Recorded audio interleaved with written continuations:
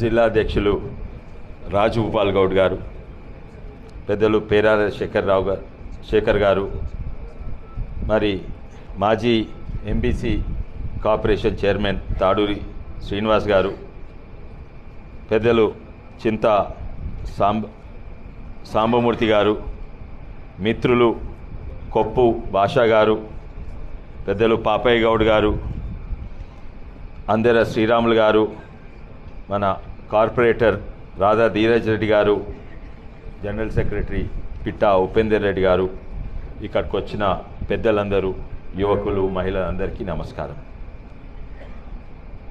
వాస్తవంగా నన్ను ఓ 10 ఏళ్ల కింద బాబాసాహెబ్ అంబేద్కర్ గురించి మాట్లాడమంటే నాకు 1-2 విషయాలు తప్ప ఏమీ తెలియదు.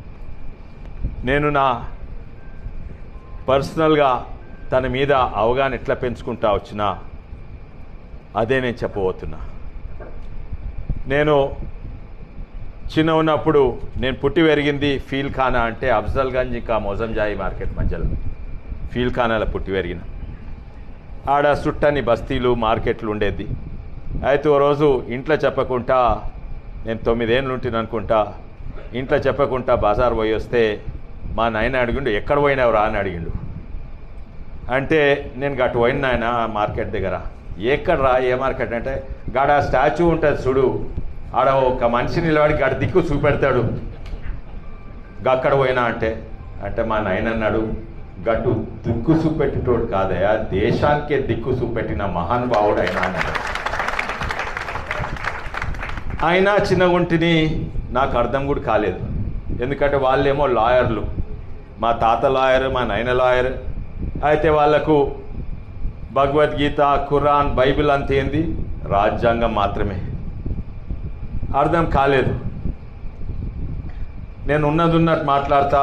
కొంతమంది దళిత మిత్రులు అర్థం చేసుకుంటుండొచ్చు, కొంతమంది అర్థం చేయకుంటే మన్నించాలి, అర్థం అవుతుంది మీకు.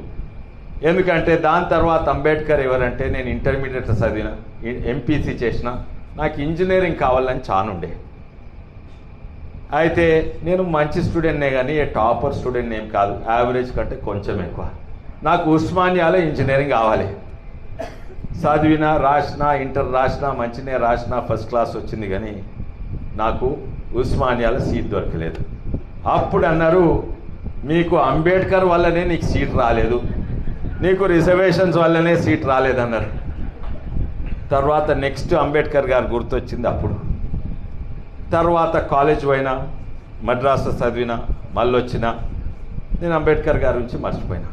మన్నించాలి ఎందుకంటే నేను స్కూల్లో గాంధీ గారి గురించి చదివినా, జవహర్లాల్ నెహ్రూ గురించి చదివినా, అంబేద్కర్ గారి గురించి స్కూల్లో పుస్తకంలో ఒక్క మాట కూడా చదివలేదు. నేను అప్పుడు నేను నేర్చుకోలేదు. తర్వాత నేను అమెరికా పోయిన, ఇక్కడ వచ్చిన, మళ్ళీ ఇక్కడికి వచ్చి అనుకోకుండా రాజకీయాలకు వచ్చిన. ఎక్కడన్నా ఏమైనా ఊరికి పోయి స్పీచ్ ఏమంటే ఫస్ట్ అంబేద్కర్ గారి స్టాచ్యూకు వేయాలి, పూలదండ వేయాలి. వెనక ముందు ఆలోచించకుండా అదొక అక్కడ పోయి ఏదో పూలదండ వేసి స్పీచ్ మొదలుపెట్టేది. అన్ని పార్టీలు చేసేది అన్నమాట. అది ఒక రాజకీయ అవసరం అయిపోయింది. ఏదన్నా ఊర్లలో, ఏదైనా ఊర్లలో ఇక్కడ కూడా, సార్ అక్కడ అంబేద్కర్ స్టాచ్యూ ఉంది సార్, పూలదండ వేస్తాం. ఆ అంబేద్కర్ స్టాచ్యూకి దుమ్ము ఉంటుంది, పాత పూలదండ వెళ్ళిపోయినాయి, అట్లే ఉంటాయి, కానీ అది వేయాలి. రాజకీయాలకు వచ్చినాక అదొక ఇంకా ఫార్మాలిటీ అయిపోయింది. కానీ అంబేద్కర్ గారి నుంచి అప్పుడు కూడా నాకు పెద్ద అవగాహన లేకుండే. దాని తర్వాత ఎంపీగా అయినాను. ఎంపీగా అయినాక నన్ను కొంతమంది 7 మంది ఎంపీలను యూనివర్సిటీ ఆఫ్ షికాగోకు పంపింది పార్లమెంట్. నాతో సహా శైలజా కుమారి కాంగ్రెస్ పార్టీలో, తను దళిత నాయకురాలుండే, ఇన్కట్ సంధి కాంగ్రెస్ పార్టీలుండే, దీపేందర్ హూడా కాంగ్రెస్ పార్టీ. ఇంకొక వ్యక్తి ఉండే, ఆయన పేరు ప్రొఫెసర్ నరేంద్ర జాదవ్. ఆయన మహారాష్ట్ర నుంచి, ఆయన రాజ్యసభ ప్రెసిడెంట్ నామినేటెడ్ మెంబర్, ఆయన పూనా యూనివర్సిటీ వైస్ ఛాన్సలర్. ఆయన ఎన్నో ఎకానమీ మీద, పొలిటికల్ సైన్స్ మీద ఎన్నో పుస్తకాలు రాసిండు. కానీ ఆయనతోటి వారం అక్కడనే ఉంటుంది, వారం అక్కడనే ఒకటే హోటల్లో పక్క రూమ్లు ఉంటే మంచిగా పరిచయం అవుతారు. అయితే వారు ఇప్పుడు బతుకున్న వాళ్ళల్లో అన్నిట్లో ఫోర్మోస్ట్ అంబేద్కర్ రైట్ ఎక్స్పర్ట్. 40 పుస్తకాలు రాసిండు, 40 పుస్తకాలు అంబేద్కర్ మీద రాసిండు. నాకు 15 పుస్తకాలు ఉంటాయి, ఇప్పటివరకు నేను కూడా 2-3 పుస్తకాలు చదివిన. కానీ వారితో చర్చ చేస్తే అప్పుడు తెలిసింది అంబేద్కర్ గారు ఏంటని. వారు ఒక్కరే, ఎంతోమంది మిత్రులు భాషా గారు, పెద్దలు శేఖర్ గారు అందరు కూడా చెప్పిండ్రు ఎన్నో విషయాలు. ఒకటి చెప్పిండ్రు ఏంటంటే అంబేద్కర్ గారు 2 డిగ్రీలు ఉండే, పిహెచ్డి డాక్టరేట్ డిగ్రీలు 2 ఉండే. కానీ అందరు ఎంతోమంది గొప్ప మంది విదేశాలు పోయి చదువుకున్నారు. గాంధీ గారు, నెహ్రూ గారు ఇంగ్లాండ్ పోయి చదువుకున్నారు. కానీ అంబేద్కర్ గారు ఒక్కరే దానికి వేరే ఎక్స్పోజర్ ఉండేది. ఎందుకంటే నేను ఈ సమాజంలోనో ఈ ఊర్లోనో ఆ బస్తీలనో పుట్టి పెరిగితే నా ఆలోచన ఒక తీరు ఉంటుంది. నేను ధనవంతంగా పుడితే నా ఆలోచన ఒక తీరు ఉంటుంది. నేను పేదవంతో పుడితే ఆలోచన ఒక తీరు ఉంటుంది. అంటే మన ఆలోచన మన సమాజాన్ని మనల్ని ఇన్ఫ్లుయెన్స్ చేస్తుంది. వీళ్ళు చదివింది ఇంగ్లాండ్లో చదివిండ్రు. ఇంగ్లాండ్ అంటే రాజరికం ఉంటుంది, రాణీలు ఉంటారు, హౌస్ ఆఫ్ లార్డ్స్ ఉంటారు. కానీ అంబేద్కర్ గారు అమెరికాలో చదివిండు. ఏకైక నాయకుడు అమెరికాలో చదివిండు. అలా ఆలోచన విధానం వేరే ఉంటుంది. నల్లోళ్ళు ఉంటారు, తెల్లోళ్ళు ఉంటారు. డాక్టర్ మార్టిన్ కింగ్, లూథర్ అసంటి నాయకులు అక్కడ ఉంటారు. అక్కడ చదివిండు. ఆడ ఫ్రీ ఎకానమీ ఇదంతా ఉంటుంది. మళ్ళా ఇక్కడ ఇంగ్లాండ్లో చదివిండు. పేద కుటుంబంలో పుట్టినా కూడా ఎక్స్పోజర్ అయితే భారతదేశం సమాజంలో అందరితో ఉండేది. కేవలము ఏదో దళిత బస్తీలు ఉండి అదే కాదు, ఎక్స్పోజర్ చాలా పెద్దగా ఉండే. గాంధీ నెహ్రూలకు వాళ్ళు ఎక్స్పోజర్ లేకుండే. ఒకటే సమాజంలో వేరే సమాజంతో పెద్ద తర్వాత వచ్చింది గాంధీ గారు. కానీ నెహ్రూ గారు అయితే స్కూల్ నుంచి ఇంగ్లాండ్లో చదివిండు. స్కూల్ నుంచి ఇంగ్లాండ్లో చదివిండు. ఆయన నిక్ నేమ్ జో అని ఉండేది. అంటే జవహర్ లాల్ నెహ్రూ జో అని పిలిచేది. టచ్ లేకుండా పోయేది. కానీ ఏమి చదివింది చూడండి. గాంధీ గారైనా నెహ్రూ గారైనా ఇక్కడ ఎంతోమందికి, మీకు కూడా లా డిగ్రీ ఉన్నట్టున్నది కదా, ఇక్కడ ఎంతోమందికి లా డిగ్రీ ఉంటుంది, చాలా మందికి లా డిగ్రీ గదే డిగ్రీ ఉన్నది. గాంధీ గారికి నెహ్రూ గారికి గదే డిగ్రీ ఉన్నది. లా చదివిండ్రు, ఎంతోమంది చదివిండ్రు లా. కానీ అంబేద్కర్ గారు ఎకనామిక్స్లో పిహెచ్డి చేసిండ్రు. ఎన్నో రీసెర్చ్ పేపర్స్లు వాళ్ళు పబ్లిష్ చేసిండ్రు. మళ్ళీ ఇక్కడికి వచ్చి ఇంగ్లాండ్కి వచ్చి ఇంకో పిహెచ్డి చేసిండ్రు. వారు రాసిన పుస్తకాలు, అఫ్కోర్స్ అంబేద్కర్ అంటే ఒక ఇంపార్టెంట్ అంశం, సామాజిక న్యాయము, రిజర్వేషన్స్ యాదికి వస్తుంది. కానీ చాలా మందికి తెలియదు ఏంటంటే వారు ఎకానమీ మీద ఎన్నో పుస్తకాలు రాసిండ్రు. ఆయన పుస్తకాలు రాసిండ్రు, ఎంతోమంది చదివిండ్రు. వీళ్ళిద్దరు పుస్తకాలు ఎవరు ఎక్కువ చదవకుండా ఇప్పుడు చదువుతుండ్రు. ఇప్పుడు ఆ పుస్తకాలు ఎక్కువ చదువుతుండ్రు, అంబేద్కర్ పుస్తకాలు తక్కువ చదువుతుండ్రు. ఆయన సబ్జెక్ట్స్ ఏంటంటే ఎలక్ట్రిసిటీ మీద. నేను ఎలక్ట్రికల్ ఇంజనీర్. ఎలక్ట్రిసిటీ ఎట్లుత్పత్తి అవుతుంది, ఎట్లా జనరేట్ అవుతుంది, రాష్ట్రాలు ఎట్లా చేయాలని. ఆయన వల్లనే ఇప్పుడు డిస్కామ్లు, స్టేట్ ఎలక్ట్రిసిటీ బోర్డ్స్ సృష్టించిండ్రు. ఆయన ఎలక్ట్రిసిటీ మీద మాట్లాడింది నాకు మంచిగా తెలుసు. ఎలక్ట్రిసిటీ మీద ఆయన అన్నారు, far cheap and abundant electricity nation should have a centralised control and SCBs. దాని గురించి మళ్ళా చెప్తాను ఎలక్ట్రిసిటీ మీద. అయితే ఎలక్ట్రిసిటీ బోర్డులు సృష్టించింది ఆయన. ఆయన second thesis the value of the rupee in British India అన్నాడు. ఒక థీసిస్ రాసిండు. ఆయన వల్లనే రిజర్వ్ బ్యాంక్ సృష్టించిండ్రు.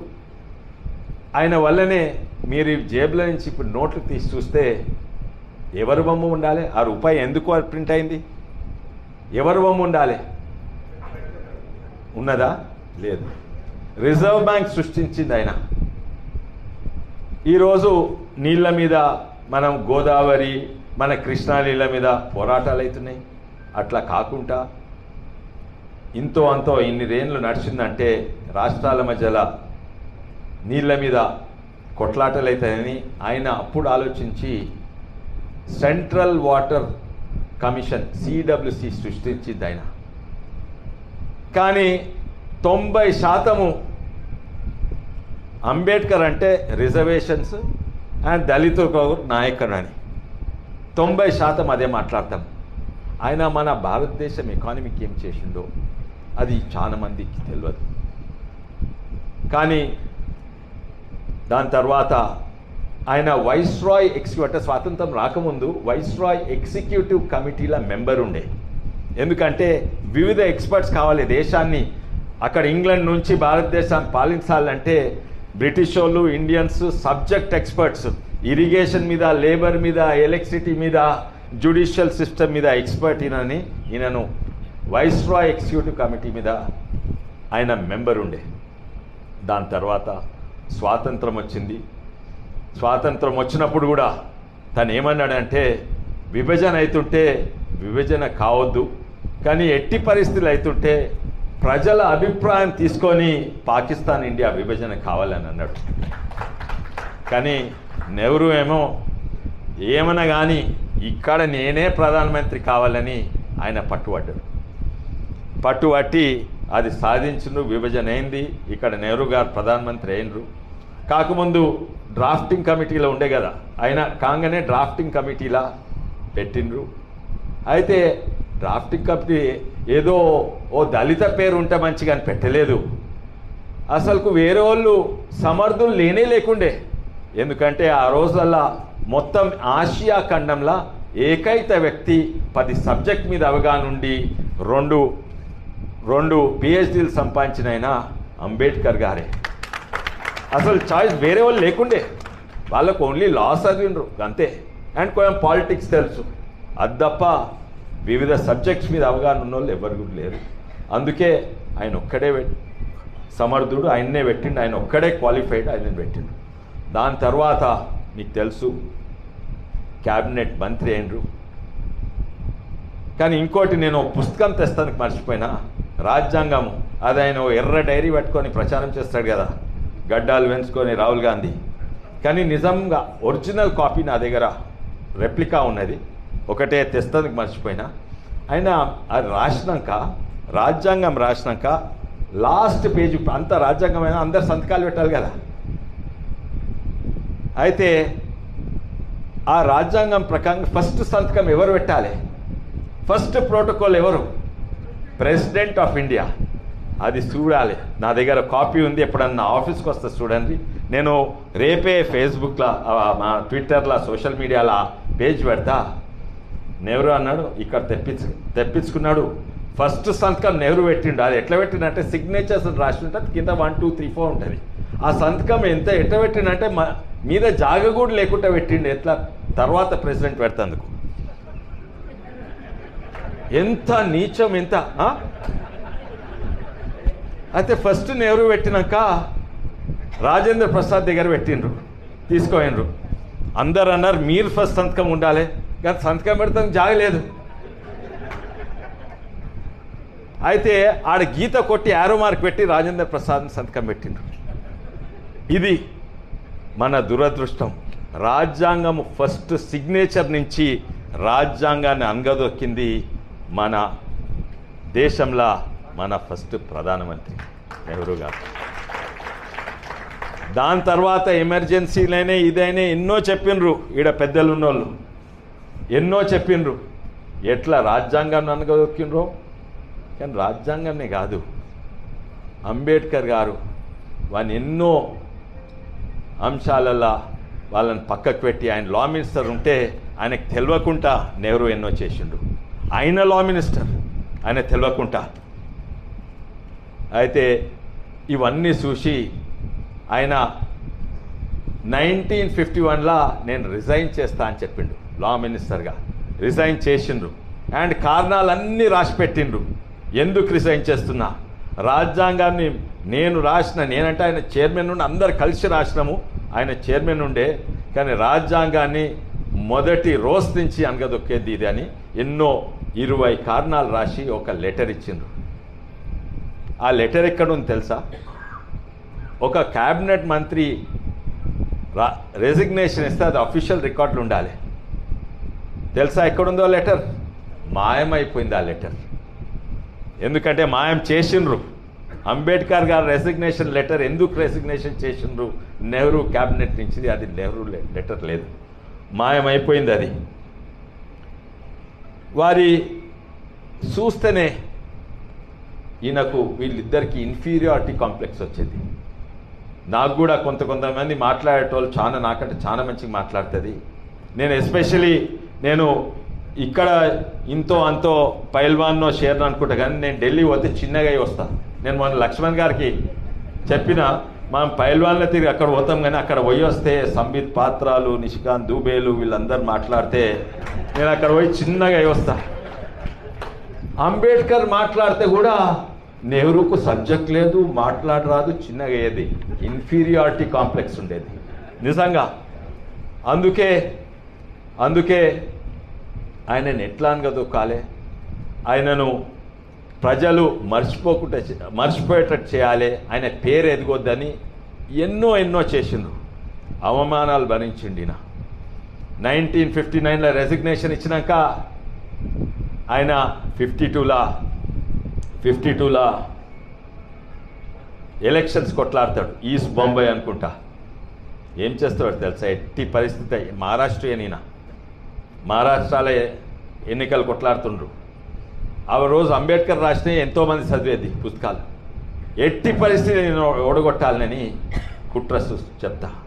ఆ రోజులల్లా ముఖ్యంగా రెండు పార్టీలు, ఒకటేమో కాంగ్రెస్ పార్టీ, ఇంకోటేమో కమ్యూనిస్ట్ పార్టీ సిపిఐ, ఒకరికొకరు శత్రువులు, సంపుకునేది, కొట్టుకునేది, వాళ్ళకు అసలే పడకపోయేది. ప్రధాన దుష్మన్ అంటే కాంగ్రెస్ పార్టీకి సిపిఐ. అయితే ఇప్పుడే డేట్లు చెప్పిండ్రు రాజభూపాల్ గారు. అంతకుముందు ఒక ఏడాది ముందు అప్పుడే జనసంఘ్ పుట్టింది. జనసంఘ్ ఎందుకు పుట్టిందో నేను కొంచెం చదువుకున్నా, అది వేరే విషయము. యాక్చువల్లీ ఆర్ఎస్ఎస్ నాకు తెలిసిన, నేను కొత్తనే జాయిన్ అయినా, నాకు తెలిసినంత వరకు రాజకీయాల్లో ఉండదలుచుకోలేదు. వాళ్ళ ఆలోచన ఏంటంటే జాతీయవాదము, భారతదేశంలో ప్రతి పార్టీకి జాతీయవాదం ఉండాలి అని వాళ్ళ ఆలోచన. కాంగ్రెస్ పార్టీ ట్రై చేసిన వాళ్ళకి జాతీయవాదం లేదు, కమ్యూనిస్ట్కి ఏమో లెనిన్ వాదము, చైనా వాదము, రష్యా వాదం ఉండేది ఇదంతా. అయితే అది లేక అప్పుడు జనసంఘ్ అప్పుడే పుట్టింది. ఎప్పుడు 1959. ఏ ఏడాది అయితే ఈయన రెసిగ్నేషన్ చేసిండో 1952లా ఈయన కొట్లాడుతందుకు తయారైతే ఎట్టి పరిస్థితులు ఓడగొట్టాలి నేను ఏం చేసిండో తెలుసా? ఇప్పుడు మా సుమన్ ఉన్నాడు, నా అసిస్టెంట్. అయితే ఆయనను కొనేసిండ్రు. ఆయన పేరు నారాయణ్ షెడోబా కచ్రోల్కర్. కొనేసి పైసలు, ప్రచారము, దుష్ప్రచారము విపరీతంగా పెట్టి ఆయనను పెట్టి నన్ను ఓడగొడదామని, అంటే నారాయణ్ షెడోబాని పెట్టి అంబేద్కర్ ఓడగొట్టాలని. అయినా అయితే లేదు, ఇంకా కోపంగా ఆయన ప్రజలు. అయితే ఏం చేసిందో తెలుసా? ఇద్దరు శత్రువులు కదా, కాంగ్రెస్ పార్టీ, సిపిఐ, ఇద్దరూ కుంభక్కయ్యి సిపిఐ అధ్యక్షుడు సిఏ దాంగే ఇంకా నెహ్రూ కలిసి దీని కొరకు కలిసి నేను ఎట్టి పరిస్థితుల్లో ఓడగొట్టాలని. అందరూ అనుకుంటారు అంబేద్కర్ దళితులకు కదా, అయితే ఆయనకు లెఫ్ట్ భావజాలం ఉన్నది అస్సలే లేదు. ఆయన అమెరికాలో చదువుకోండు, ఇంగ్లాండ్ చదువుకోండు, అంటే కేవలము వెనుకబడిన వాళ్ళను అప్లిఫ్ట్మెంట్ చేస్తే అది కమ్యూనిస్ట్ భావం అనుకుంటారు. కాదు, అంబేద్కర్ గారు కూడా కమ్యూనిస్ట్కు వ్యతిరేకంగా ఉండేది. అయితే ఇద్దరు కలిసి ఓడగొడుతందుకు ప్రయత్నం చేస్తే అప్పుడు నిన్న పుట్టిన జనసంఘ్ పార్టీ మాత్రమే అంబేద్కర్కు సపోర్ట్ ఇచ్చింది.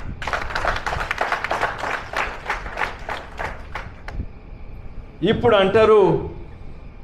అంటారు ఎన్నోసార్లు మిత్రుడు నవ్వుతున్నాడు, కానీ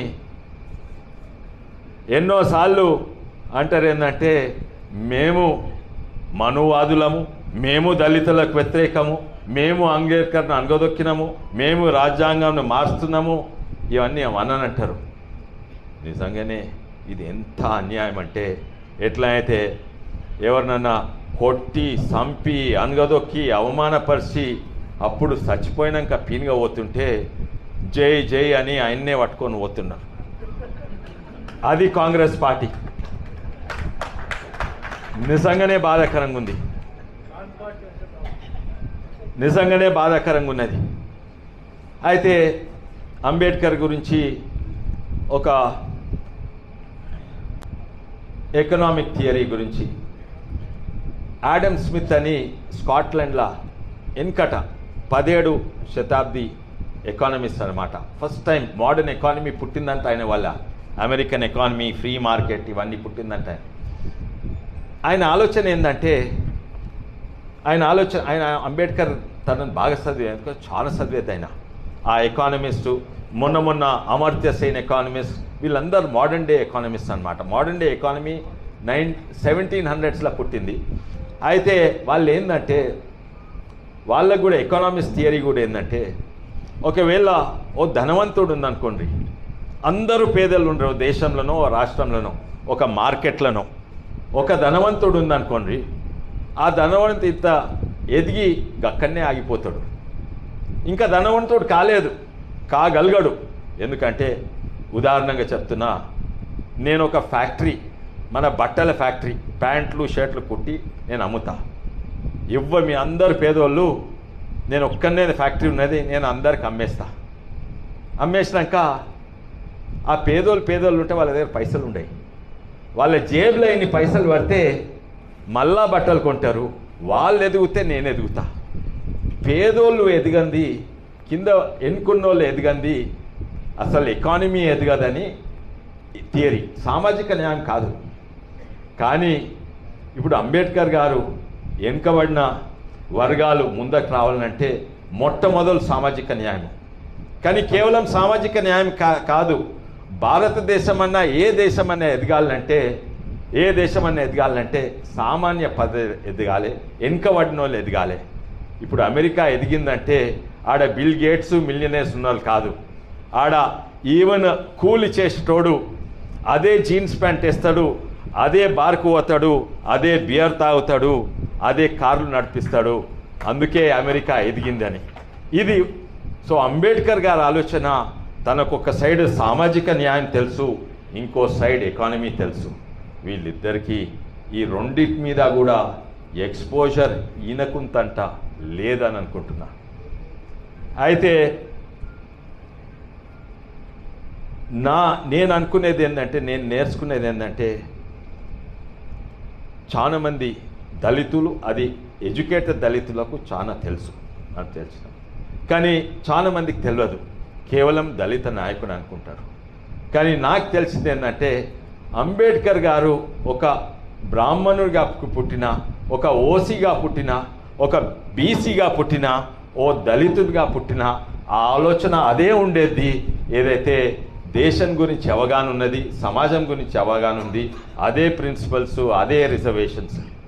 అప్పుడు అనిపించింది నాకు నిజంగానే, అప్పుడు 12th క్లాస్ నాకు ఇంజనీరింగ్ సీట్ దొరకలేదు చూడు, అప్పుడు అనిపించింది. అంటే ఎప్పుడంటే నేను పెద్దగా అయినాక యూనివర్సిటీ షికాగో ఆయన నరేంద్ర జాదవ్ కలిసినాక అప్పుడు అనిపించింది, కరెక్ట్, అది కరెక్ట్.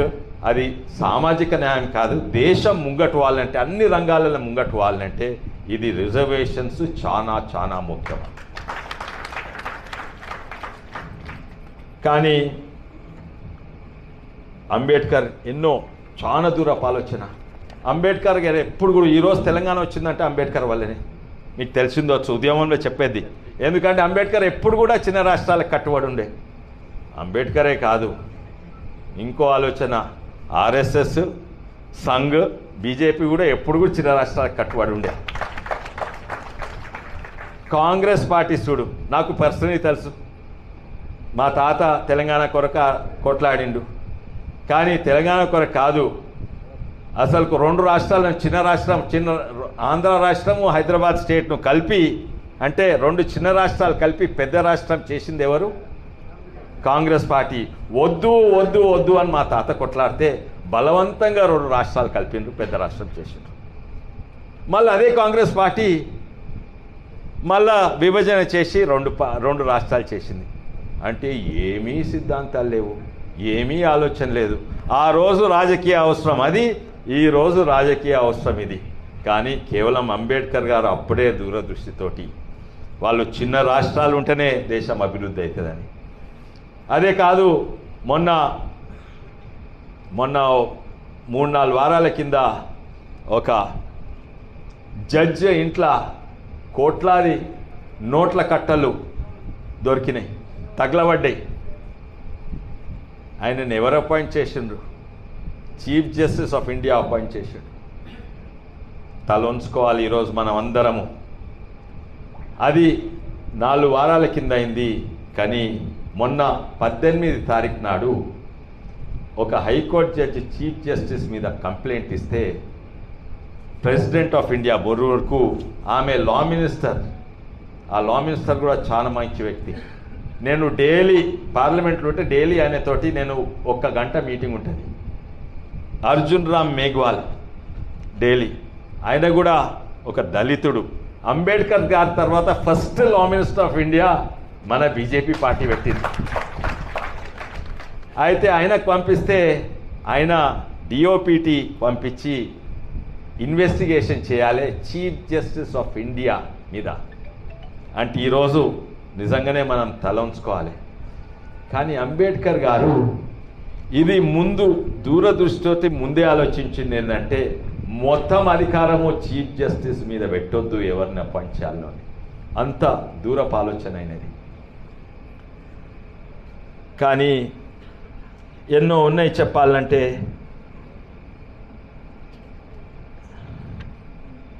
అంబేద్కర్ గారు చిన్న రాష్ట్రాలకు, అంబేద్కర్ గారు దేశానికి ఒకటే రాజ్యాంగం ఉండాలి, 2 రాజ్యాంగాలు ఉండొద్దు. అంబేద్కర్ గారు ఆర్టికల్ 370కి వ్యతిరేకంగా ఉండే, మనం రద్దు చేసినాం. టోటలీ వ్యతిరేకంగా ఉండే. అంబేద్కర్ గారి ఆలోచన అనేది అందరు సమానంగా ఉండాలి. రిలీజియస్ ఫ్రీడమ్ ఉన్నది.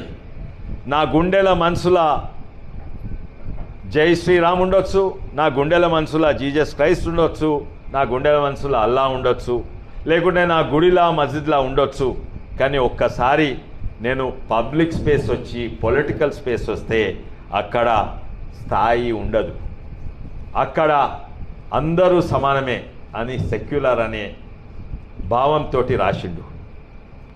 వీళ్ళు సెక్యులర్ అనే పదం పెట్టింది కానీ చేసేటివన్నీ యాంటీ సెక్యులర్. మన గుడులేమో గవర్నమెంట్ కంట, వాళ్ళకేమో ఫ్రీడమ్ అంట. అది ఇట్స్ పెట్టండి. ఇవాళ అవుతున్న ఎలక్షన్స్ గురించి చూడండి. ఇవాళ అవుతున్న ఎలక్షన్స్ ఏంది? ఎవరితోటి? 2 క్యాండిడేట్లు, ఒకటి బీజేపీ, ఒకటి ఎంఐఎం. ఎంఐఎం అంటే ఏంది? మజ్లీస్ ఏ ఇత్తెహాదుల్ ముసల్మీన్. మజ్లీస్ అంటే ఏంది చెప్పండి? మజ్లీస్ అంటే ఒక బైఠక్. దీన్ని మజ్లీస్ అనొచ్చు. మనం అందరం కూర్చొని మాట్లాడుతున్నాం, ఒక group assembly of people. Ittehadul అంటే యూనిటీ, ఐక్యత. ముసల్మీన్ అంటే ముస్లింకు ప్యూరల్. అంటే మజ్లీసే ఇత్తెహాదుల్ ముస్లిం అంటే ముస్లిం యూనిటీ పార్టీ అన్నమాట, ముస్లిం ఐక్యత పార్టీ. వాళ్లకు సెక్యులర్ అనే హక్కు ఉందా? హక్కుందా? వాళ్ళకి సపోర్ట్ ఇచ్చే కాంగ్రెస్ పార్టీకి ఉందా? వాళ్ళ సపోర్ట్ ఇచ్చే టీఆర్ఎస్ బీఆర్ఎస్కి ఉందా? లేదు. ఇంత అన్యాయం. అసలుకు మనం నిద్రలున్నామా? మన ఎడ్యుకేటెడ్ ఇంటెలెక్చువల్స్ పొలిటికల్ పార్టీస్ నిద్రలున్నామా? ఎట్లా మనము అంగీకరిస్తాం ఆ పదం? రాహుల్ గాంధీ నోట్ల నుంచి వస్తుంది. ఎవరు సెక్యులర్ కాదంట, మనము సెక్యులర్ కాదంట. మన ఆలోచన, మన ధర్మము అన్నిట్ల సెక్యులర్ అంటే మనది. వసుదేవ కుటుంబం అంటాం, కుటుంబకం అంటాం. వాళ్ళు మీరు పేగన్స్ అని కొందరంటారు, మీరు కాఫిర్స్ అని కొందరంటారు. సెక్యులర్ అనేది మనమే. అయితే అంబేద్కర్ గారు సిఏఏ ఆయనకు కావాల్సి ఉండే. CAA citizenship amendment act. Citizenship amendment act ఎప్పుడంటే పాకిస్తాన్ విభజన అయినప్పుడు ఎంతోమంది హిందూ దళితులు పాకిస్తాన్లో ఉండే. ధనవంతులు మంచిగా ప్లేన్లల్లో, ట్రైన్లల్లో, కార్లల్లో వస్తారు. వాళ్ళు అక్కడనే ఉన్నారు, వాళ్ళు ఇమీడియట్లీ రాగలిగారు. అది ఎన్నో హత్యలు అవుతున్నాయి, తర్వాత వచ్చిన వాళ్ళకు కూడా ఇక్కడ ఇమీడియట్లీ రాగానే వాళ్ళకి సిటిజన్షిప్ ఇవ్వాలని తను అంబేద్కర్ గారికి సిటిజన్షిప్ అమెండ్మెంట్ యాక్ట్ తనకు పెట్టాలని ఉండే.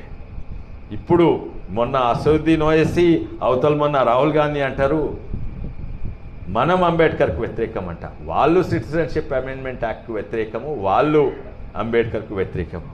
అట్లనే నేను మతం గురించి మన నమ్మకాల గురించి ఎందుకు చెప్పిందంటే యూనిఫామ్ సివిల్ కోడ్ ఇంట్లో గుండెలు ఏమన్నా ఉండొచ్చు, మన గుడిలా మస్జిద్లు ఏమన్నా ఉండొచ్చు, కానీ బయటనైతే అందరికి ఒకటే చట్టం ఉండాలి, యూనిఫామ్ సివిల్ కోడ్ ఉండాలి. అది అంబేద్కర్ గారి ఆశయాలు. సిఏ అంబేద్కర్ గారి ఆశయాలు, ఆర్టికల్ 370 అంబేద్కర్ గారి ఆశయాలు, సమాజంలో అందరూ ఎదగాలని అంబేద్కర్ గారి ఆశయాలు. అంబేద్కర్ గారిని ఆ ఓడగొట్టిన నారాయణ్ షడోబా కజ్రోల్కర్కు పద్మభూషణ్ ఇచ్చిండ్రు, అంబేద్కర్కు పేరు ఊరు లేకుండా చేసిండ్రు. ఒక చిన్న ఇంత నీచంగా చిన్న ఆలోచన సృష్టి నాకు ఆ మన జావదేకర్ గారు నాకు చెప్పిండ్రు. తనకు ఎన్నో పుస్తకాలు ఉన్నాయి, లేవిని కూడా తెలుసు, ఆయన పుస్తకాలు బాగా రాసిండ్రు. అంతా ఓడిపోతుంది, అవమానపడతాడు, ఆయన ఓడిపోతాడు. 2 ఎలక్షన్స్ ఓడిపోయినాక నెహ్రూ గారి దగ్గర పోతారు, పుస్తకం రాసి నేను పుస్తకం పబ్లిష్ చేయాలి, నా దగ్గర పైసలు లేవు, నేను లా మినిస్టర్ ఇదంతా ఉంటుంది, గవర్నమెంట్ పబ్లిష్ చేసేందుకు నాకు 25,000 అప్పుడు పెద్ద పైసలు ఉండే 25,000 50,000 రూపాయలు అడిగితే నెహ్రూ అంటాడు గవర్నమెంట్ ఇయ్యదు పో, ఆడ ప్రగతి మైదాన్ లేదో బుక్ ఫేర్ నడుస్తుంది, ఆడ స్టాల్ ఇస్తా, ఆడ కూర్చొని పుస్తకాలు అమ్ముకొని చేసుకోవాలంటాడు. అంటే చిన్న చిన్న విషయాలు కూడా అవమానపరుస్తాడు నెహ్రూ గారు. ఇంత చిన్న ఆలోచనతో పోతే ఈయన చాలా పెద్ద ఆలోచనతో ముంగట్పోయిండు.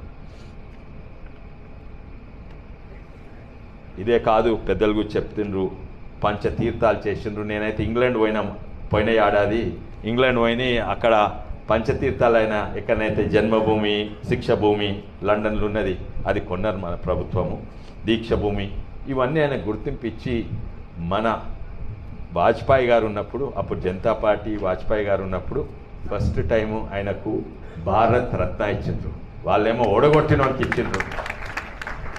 నిజంగానే ఇప్పుడు అనిపిస్తున్నది నాకు, ఇన్నేళ్ళు అంబేద్కర్ గారిని వాడుకున్నారు. ఏదో పొలిటికల్ పార్టీ ఊరికి పోతే ఏదో పూలదండ వేసిండ్రు. నాకైతే సంతోషమైంది ఎప్పుడంటే నడ్డాజీ గారు మనకు చెప్పిండ్రు, పూలదండ వేయకండి, ఫస్ట్ పోయి ఆ దుమ్మంతా కడగండ్రి, ఇంకా ఆ పాత పూలదండలు పీకి పారేయండి, శుభ్రంగా చేయండి అంటే అప్పుడు సంతోషమైంది. ఏదో పొలిటికల్ అవసరం కొరకు ఏదో ఇట్లా ఫార్మాలిటీ కొరకు కేసుడు గారు అయితే చాలా సంతోషం. ఎంతోమంది పోయిండ్రు, అంబేద్కర్ స్టాచ్యూ కడిగిండ్రు, కానీ అది ఓన్లీ ఒక జెస్చర్. ఇప్పుడు చూడబోతే నాకు ఇదే కాక, పద్మభూషణ్ కాక, పంచతీర్థాలే కాక, ఇప్పుడే శేఖర్జీ గారు చెప్తున్నారు ఏంటంటే 120 దేశాలల్లా అంబేద్కర్ జయంతి సంబరాలు జరుపుకుంటున్నారు మోడీ గారి వల్ల. ఇంకా నా తీరా 10వ తారీఖు 10వ స్టాండర్డ్ 12th స్టాండర్డ్ వరకు అంబేద్కర్ గారు ఏం అవగాహన లేకుండా వచ్చే తరాలు ఉండొద్దని మోడీ గారు నేషనల్ ఎడ్యుకేషన్ పాలసీలా అంబేద్కర్ గారిని సిలబస్లో పెట్టిండ్రు. ఇప్పుడు ఓన్లీ మహారాష్ట్ర గవర్నమెంట్ ఉన్నది, ఇంకా కొన్ని రాష్ట్రాల్లో ఒక పారాగ్రాఫ్ ఉన్నది కదా, సిలబస్లు ఉండాలి, రాజ్యాంగం మీద సిలబస్ ఉండాలి. ఇవన్నీ కూడా నేషనల్ ఎడ్యుకేషన్ పాలసీ. ఇవన్నీ చూస్తుంటే అనిపిస్తుంది ఏంటంటే నిజంగానే ఇప్పుడే అంబేద్కర్ గారికి గుర్తింపు వస్తుంది, అంబేద్కర్ గారి ఆశయాలు ఇప్పుడే నెరవేరుతున్నాయని నాకు అనిపిస్తున్నది. లేకుంటే ఇన్నేళ్ళు అంబేద్కర్ గారిని అవమానపరిచిండ్రు. మళ్ళా మొన్న ఇదే స్పీచ్ ఇచ్చుకుంటా ఆడ అంబేద్కర్ గారి స్టాచ్యూ ఉండే, ఆ స్టాచ్యూని చూస్తే గట్లున్నారు కదా, కానీ మళ్ళీ ఒకసారి చూస్తే దిక్కు చూపెట్టినట్టు అనిపిస్తలేదు. ఎట్లా అనిపిస్తుంది అంటే ఎవరినో గెట్అవుట్ అంటున్నాడు. ఎవరిని గెట్అవుట్ అంటుండ్రు? ఎవరికైతే దళితులను మోసం చేసిండ్రో, ఎవరికైతే దళితులకు 10 లక్షలు ఇస్తా అని చెప్పిన వాళ్ళు, ఎవరికైతే మొన్న ఇవాళ ఓటింగ్ బహిష్కరించడం అంటే అది కాన్స్టిట్యూషన్కు వ్యతిరేకంగా వాళ్ళని గెట్అవుట్ అంటున్నారు. ఎవరైతే కాశ్మీర్ మనది ఉండొద్దు దాని 370 ఉండాలి వాళ్ళని గెట్అవుట్ అంటుండ్రు. దేశానికి 2 రాజ్యాంగాలు ఉండాలి వాళ్ళని గెట్అవుట్ అంటుండ్రు. ఎవరికైతే యూసీసీ వ్యతిరేకం ఉన్న వాళ్ళు వాళ్ళని గెట్అవుట్ అంటుండ్రు. ఎవరైతే సిఏ వ్యతిరేకం ఉన్నారో వాళ్ళని గెట్అవుట్ అంటుండ్రు. అండ్ కొంతమంది ఆల్మోస్ట్ వెళ్ళిపోతున్నారు, గెట్అవుట్ అవుతున్నారు. ఒకరైతే గెట్అవుట్ అయిపోతుండ్రు. అందుకే నేను అనుకుంటా ఈరోజు అంబేద్కర్ గారి ఆశయాలు ఈరోజు నెరవేరుతున్నాయని నేను అనుకుంటున్నా. మరోసారి ఈ అవకాశం ఇచ్చిన అందరు ధన్యవాదాలు. భారత్ మాతాకి.